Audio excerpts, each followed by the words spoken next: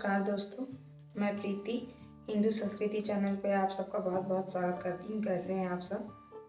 आज मैं विवाह पंचमी के उपलक्ष्य पे वीडियो बनाने जा रही हूँ। तो विवाह पंचमी पूरे भारतवर्ष में बहुत धूमधाम से मनाई जाती है। इसमें मर्यादा पुरुषोत्तम प्रभु श्री राम और माता सीता का इस दिन विवाह हुआ था, जो अघन मास के शुक्ल पक्ष की पंचमी तिथि के दिन पड़ती है। तो इस बार अघन मास में शुक्ल पक्ष की पंचमी तिथि 19 दिसंबर 2020 दिन शनिवार को पड़ रही है। तो मैं आप लोगों को ये बताना चाहती हूँ कि अभी कोरोना महामारी का समय चल रहा है और इस दौर पर हम कैसे मंदिर जाके पूजा करें।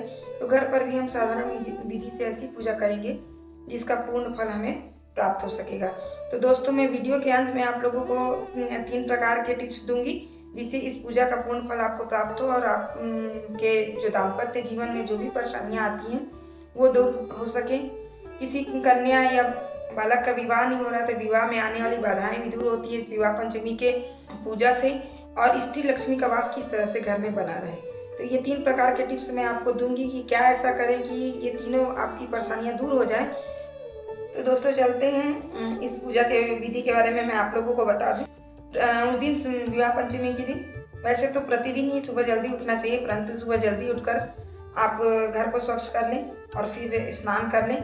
अब जैसे प्रतिदिन घर की पूजा करते हैं उस तरह से ही आप अपने घर की पूजा करें, पूरे भगवान की पूजा करें। और उसके बाद आपको बस ये तैयारी करनी है कि कुछ फल और श्रृंगार पूजा के लिए रखना है आपको, और एक पीला वस्त्र और एक लाल वस्त्र। तो चलिए हम पूजा प्रारंभ करते हैं। तो ये सामग्री जो है आपको इसको रख लेना है पहले ही, और जो प्रतिदिन घर की पूजा में सामग्री लगती है उसको आपको तैयार रख लेना है।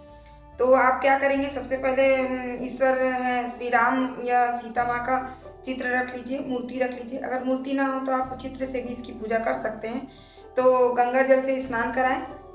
अगर चित्र है तो आप उसको छिड़काव कर दें। दोनों की मान्यता बराबर ही है। प्रभु ईश्वर कभी बहुत ज्यादा मांग नहीं करते कि हमें ये चाहिए हमें वो चाहिए। जैसे भी करें, श्रद्धा से पूजा करें तो प्रभु जरूर सुनते हैं। उसके बाद फिर आप स्नान करा लें। फिर उसके बाद आप धूप दीप दिखाएं, अक्षत, हल्दी, सिंदूर, चावल ये सब चढ़ाएं ईश्वर को। माता सीता को सिंदूर चढ़ाएं और श्री राम जी को पीले चंदन का तिलक करें। उसके बाद धूप दीप प्रज्वलित करें। धूप दीप के बाद आपको नैवेद्य चढ़ाना है। तो प्रभु श्री राम को पीले भोग बहुत ज़्यादा पसंद आते हैं, तो बेसन के लड्डू, बूंदी के लड्डू या फिर आप जो आपको अच्छा लगे वो भोग आप चढ़ा सकते हैं। उसके बाद माता सीता को श्रृंगार चढ़ाएं। श्रृंगार चढ़ाने के बाद आपको क्या करना है कि थोड़ा सा अक्षत लेना है। पीले वस्त्र और लाल वस्त्र मैंने पहले ही बता दिए थे। तो वो माता सीता के और प्रभु श्री राम के जो विवाह होंगे उसमें वो वस्त्र का गांठ लगेगा। तो आपको अक्षत लेने हैं। पीले अक्षत लेने के बाद आप उसमें एक सिक्का और एक सुपारी डालकर पीले वस्त्र और लाल वस्त्र उन दोनों के बीच में उस सामान को रखकर, उस सामग्री को रखकर गांठ लगा दीजिए। वस्त्र में गांठ लगाने के बाद अगर मूर्ति आपके पास है या चित्र बड़ा है तो आप प्रभु श्री राम के कंधे पर और माता सीता के कंधे पर उस वस्त्र को आप टांग सकते हैं। अगर नहीं है तो आप प्रभु श्री राम और माता सीता के चरणों पर उसे अर्पित कर दें। बस इतनी सी पूजा है। उस गांठ के वस्त्र को आपको अर्पित करना है और फिर उसके बाद आप हवन कर लें और आरती कर लें। यहाँ पर हमारी पूजा संपूर्ण होती है। उसके बाद आपको क्या करना है कि दूसरे दिन आपको उस गांठ लगे वस्त्र को किसी ऐसी जगह में रखना है, या पूजा के मंदिर में आप रख दीजिए या फिर आप अपनी तिजोरी में रख सकते हैं। तो इस गांठ वाले वस्त्र को रखने से आपके दाम्पत्य जीवन में आ रही बाधाएं, जो भी कलह कलेश है, वो सब दूर होंगे। और फिर जो कन्याओं के विवाह में या बालकों के विवाह में जो परेशानियां होती है वो भी हद तक दूर होती हैं। तो सबसे पहले मैं आप लोगों को ये क्लियर कर दूं कि भारतवर्ष में कई स्थानों पर विवाह पंचमी के दिन कन्या का विवाह नहीं किया जाता है, और खासकर मिथिला में नहीं किया जाता है। इसलिए कि ये बोला जाता है कि इस दिन माता सीता का विवाह हुआ था और उन्होंने अनेक कष्ट पाए अपने जीवन में। परंतु ये तो प्रभु का मानव जन्म था और इसमें उन लोगों का जो भी कष्ट रहा है वो मानव जीवन के लिए हमारे लिए आदर्श बना है। तो हम भले ही इस दिन कन्या का विवाह नहीं करते हैं, परंतु हमारे जो दाम्पत्य जीवन में सुखमय बनाने के लिए विवाह पंचमी की पूजा बहुत ही ज़्यादा आवश्यक है। क्योंकि जब प्रभु श्री राम और माता सीता का वियोग भी हुआ था तो उनके अंदर जो विश्वास और प्रेम था वो आज तक किसी के बीच नहीं पाया गया है। तो इस चीज़ को हम आदर्श बनाते हुए प्रभु श्री राम और माता सीता की पूजा विवाह पंचमी में करते हैं। तो अंत में चलिए मैं उन 3 बिंदुओं पर आती हूँ जिसमें विवाह पंचमी के उपलक्ष्य पर मैं आप लोगों को जो भी परेशानियां उसके बारे में हल बताऊंगी। तो पहला ये था कि दाम्पत्य जीवन कैसे सुखी हो। तो जब हमने पूजा की तो उस जो वस्त्र में गांठ लगाया था उसको अपनी तिजोरी में रख लेना है। इससे दाम्पत्य जीवन में आने वाली हर परेशानियां दूर होंगी। दूसरा है कन्याओं का या बालकों का विवाह।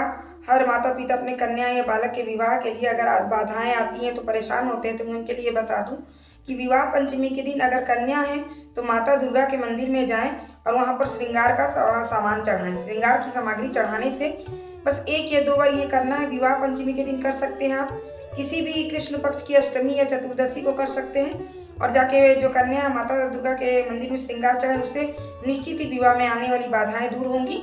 और जो बालक हैं वो विवाह पंचमी के दिन और अन्य दिन भी, परंतु विवाह पंचमी का विशेष फल है, उस दिन राधा कृष्ण के मंदिर में जाएं और वहां पर भोग अर्पित करें। इससे जो पुरुषों के विवाह में आने वाली बाधाएं हैं वो दूर होंगी। तीसरा है स्त्री लक्ष्मी का वास। तो दोस्तों मैं भी अपने जीवन में ये प्रतिदिन करती हूँ और मुझे उम्मीद है कि आप लोग भी करेंगे। ये रामायण में ये जो एक चौपाई है जिसे मैं बताऊंगी आप लोगों को, उसको प्रतिदिन आप लोगों को पढ़ना है। सिर्फ 2 या 3 मिनट का समय लगता है, परंतु इससे स्त्री लक्ष्मी घर में वास करती हैं। इससे ये नहीं पता कि लक्ष्मी कितनी आएंगी, लेकिन घर में कभी दरिद्रता नहीं रहती, इसका पूर्ण विश्वास है मुझे। तो प्लीज दोस्तों आप लोग इस रामायण की जो चौपाई है उसको प्रतिदिन पढ़िए पूजा के समय में। अगर आप लोगों के पास वक्त नहीं है तो आप लोग मोबाइल में भी इसे सुन सकते हैं, परंतु पढ़ने से और भी अच्छा रहेगा। जब ते राम ब्याही घर आए, नित नव मंगल मोद बजाए, भुवन 4 भूधर भारी, सुकृत मेघ बरसई सुखबारी। रिधि सिद्धि संपत्ति नंदी सुहाई, उमगी अवध अम्बुधि कहूँ आई, मनिगर पुर नर नारी सुजाति, सुचि अमोल सुंदर सब भांति। न जाई कछु नगर विभूति, जनु एतिनी बिरंची कर दूती। सब विधि सब पुर लोक सुखारी, रामचंद्र मुख चंदु निहारी। मुदित मातु सब सखी सहेली, फलित विलोकी मनोरथ बेली। राम रूप गुणशील स्वभाव, प्रमोदित होई देखी सुनिराव। सब अब दोहा है। सबके उर अभिलाषु अस, कहीं मनाई महेशु। आप अछत जुबराज पत, राम ही देहु नरेशु। सियावर रामचंद्र की जय। तो दोस्तों कैसे लगी आप लोगों को मेरी वीडियो, मेरी जानकारी? मैं आप लोगों से यही उम्मीद करती हूँ कि आप मेरे वीडियोस को पसंद करेंगे, उसको लाइक करेंगे, शेयर कीजिए, सब्सक्राइब कीजिए, बेल आइकॉन को प्रेस कीजिए ताकि मेरी वीडियोस की न्यू नोटिफिकेशन जो है वो आप लोगों तक आसानी से पहुंच सके। कमेंट सेक्शन में जाइए और मुझे कमेंट कीजिए, जो भी प्रश्न है मैं उसके उत्तर दूंगी और वीडियो के अंत में हर बार आप लोगों को एक वास्तु टिप्स दूंगी। तो प्लीज मेरी वीडियो पूरी देखें। धन्यवाद दोस्तों।